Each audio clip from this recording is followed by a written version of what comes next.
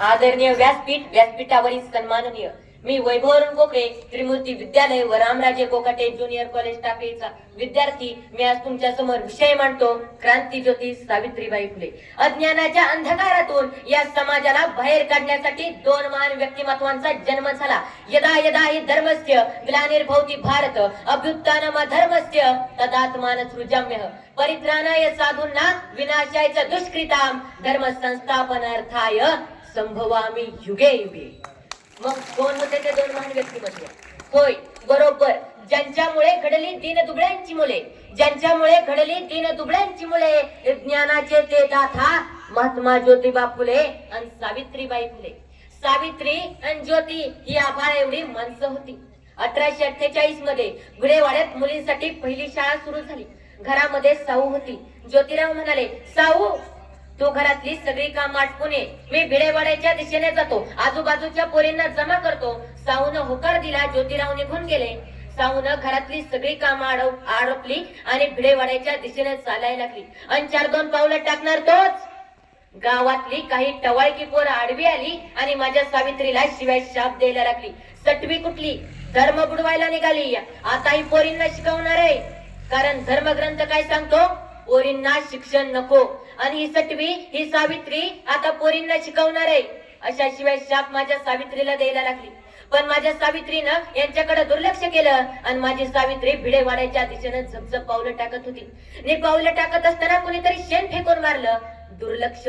एका माणसानं एक दगड भिर्र किरण फेकून मारला आणि तोच दगड सप किरण येऊन माझ्या सावित्रीच्या कानावर येऊन बसला। सावित्रीमाईंच्या कानातून भळभळ रक्त यायला लागलं, पण सावित्रीमाईनं याचाही दुर्लक्ष केलं आणि सावित्रीमाई भिडेवाड्याच्या दिशेने झपझप पावलं टाकत होत्या। समोर भिडेवाडा जवळ यायला लागलं। ज्योतिराव उभे आहेत, त्यांच्या बाजूला मुली उभ्या आहेत। ज्योतिरावांना आणि त्या मुलींना बघितल्यानंतर सावित्रीबाई पाठीमागे झालेला सगळा प्रसंग विसरून गेल्या। मुलींना भिडेवाड्यात नेण्यात आलं। त्यांच्या हातात पाटी आणि पेन्सिली देण्यात आल्या। त्या काळ्या पाटीवरती पोरी त्या पांढऱ्या शुभ्र पेन्सिलने अक्षर गिरवत होत्या। आणि अक्षर गिरवत असताना सावित्रीमाईंच्या डोळ्यातून पाणी यायला लागलं। तेवढ्यात एक मुलगी म्हणाली, माई तुमच्या डोळ्यातून अश्रू येतंय, तुम्ही रडत आहात माई। माईंनी जरा सावरासावर केली। तेवढ्यात दुसरी मुलगी म्हणाली, माई अहो तुमच्या कानातून रक्त येतंय म्हणून तर तुमच्या डोळ्यातून अश्रू येत नाहीत ना?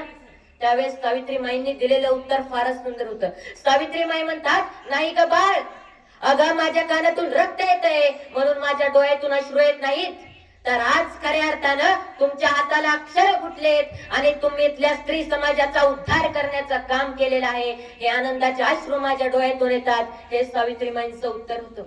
आणि 1897 मध्ये भारतात प्लेगची साथ आली। सकाळी प्लेगचा गोळा येईपर्यंत संध्याकाळी माणसं मरायची, पटापट माणसं मरायची, प्रेतांचे ढीग लागायचे, खत साठायचे। पुण्यामध्ये प्रेत उचलायला माणसं नव्हती आणि अशीच अवस्था सगळीकडे निर्माण झालेली होती। आणि अशा वेळी पुढे आल्या सावित्रीबाई। त्यांनी पुन्हा या देशाचं रक्षण करायचं ठरवलं। पांडुरंगाच्या मुलाला प्लेग झालाय, त्याच्या वेदना, त्याच्या दुःख सावित्रीबाईंना बघितल्या नाहीत गेल्या आणि सावित्रीबाईंनी पांडुरंगाच्या मुलाला आपल्या पाठीवरती घेतलं आणि दवाखान्यात नेलं। पण इथं माझ्या सावित्रीमाईंचं चुकलं। काय बरं चुकलं?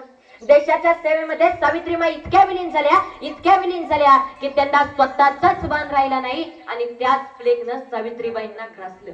पण वाईट एकाच गोष्टीचं वाटतं की मुलगी जन्माला आल्यावर हत्तीवर बसून साखर वाटणारा हा महाराष्ट्र तिच्यासाठी गर्भातच गर्भपात करतोय। अरे मुलीच्या अंगाला हात लावणाऱ्याचे हात छाटणारा हा महाराष्ट्र तिच्यासाठी आज मेणबत्त्या घेऊन फिरतोय।